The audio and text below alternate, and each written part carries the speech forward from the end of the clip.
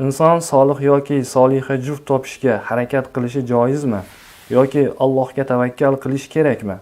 Agar uylanmoqchi bo'lgan yigit soliha qiz topsa, ota-onasiga qizning uyiga borib kelinglar deyish to'g'rimi?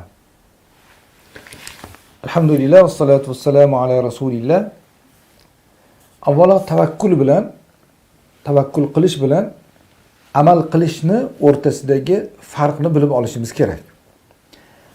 Tavakkul qilish nima? Tavakkul qilish biror bir ishni Alloh va Rasuli buyurgandek sabablarini ushlab, hamma chora-tadbirlarni qilib, ana undan keyin Alloh taologa topshirishni nomini tavakkul qilish deyiladi. Imom G'azali Ihya Ulumuddinni babut tavakkul bobida aytadilarki, tavakkul qilish avvalo Alloh subhanahu va taologa butun qalb bilan Alloh taologa shunchalik bog'lanish kerakki, qalb mana shu bog'lanishlikda bundan boshqa mana choram yo'q deb bilsin.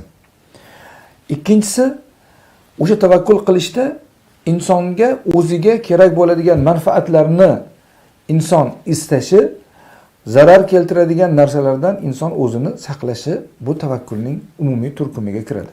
Demak, bu tavakkul qilish. Amal qilish esa chora-tadbirlarni qilib, hammasini joy-joyiga qo'yib bo'lgandan keyin undan keyin tavakkul qilinadi. Shuning uchun hozir savol so'ragan kishini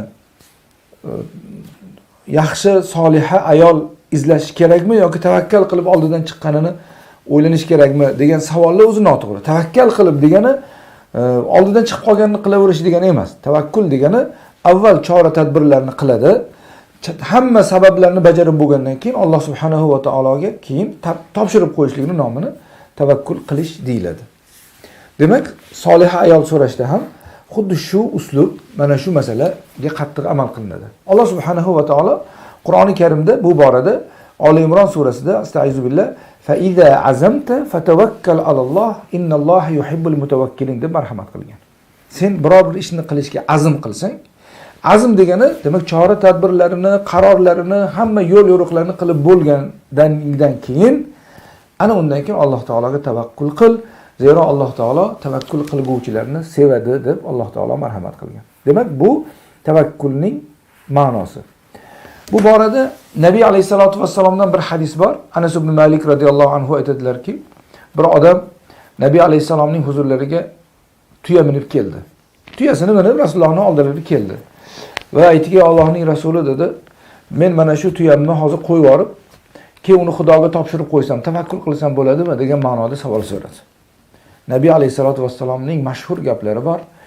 Aqilha va tavakkal. Oldin o'sha ulovingni, tuyangni bog'lab qo'y, keyin tavakkul qil dedilar. Ya'ni chora-tadbirini oldindan qilib, orqasidan Alloh taoloning dargohiga topshirib qo'y degan ma'no kelib chiqadi. Oila haqida gapirganda bu tavakkulni keyin gapirishimiz, tavakkal qilib qidiraveraymi degan gapni o'zi atamani noto'g'ri ishlatishdan kelib chiqqani uchun kengroq ma'lumot berishga harakat qildik.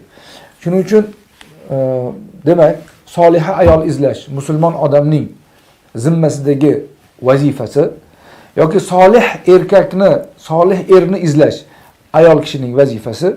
Payg'ambar alayhisolatu vassalomning hadislari bor. Tunkahul mar'atu li arba'in deb ayol kishini 4 sabab ila nikohga olinadi.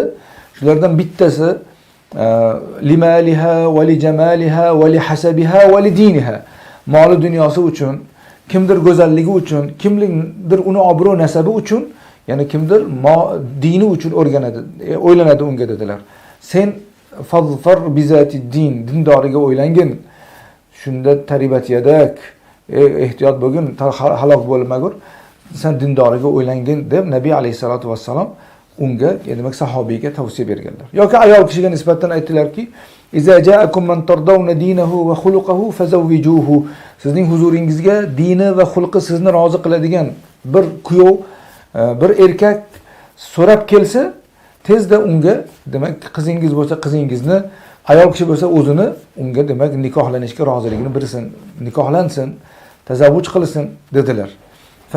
Agar shunday qilmasangizchi takun fitnatun va fasadun arid dedilar Nabiy alayhisalom. Shunday qilmasangiz, dini va xulqi sizni rozi qiladigan odamlar kelganda ularga qizingizni bermasdan yoki qiz bola bo'lsa o'zini o'shalarga rozi bo'lmasdan qaysidir obro'si, mansabi, moli, boshqa narsalariga bog'lanib qoladigan bo'lsa-chi, unda fitna bo'ladi va keng fasod bo'ladi deb Nabiy alayhisolatu vassalom marhamat qilganlar.